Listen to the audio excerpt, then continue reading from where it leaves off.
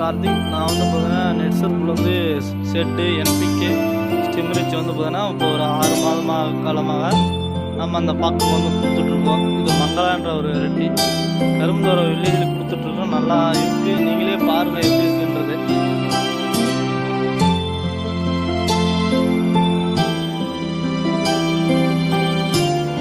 Set ஸ்டிம்ரிச்சு NPK எல்லாமே வந்து கீழே ட்ரின்ச்சிங் கொடுத்துருக்கோம், மேலேயும் கொடுத்துருக்கோம்.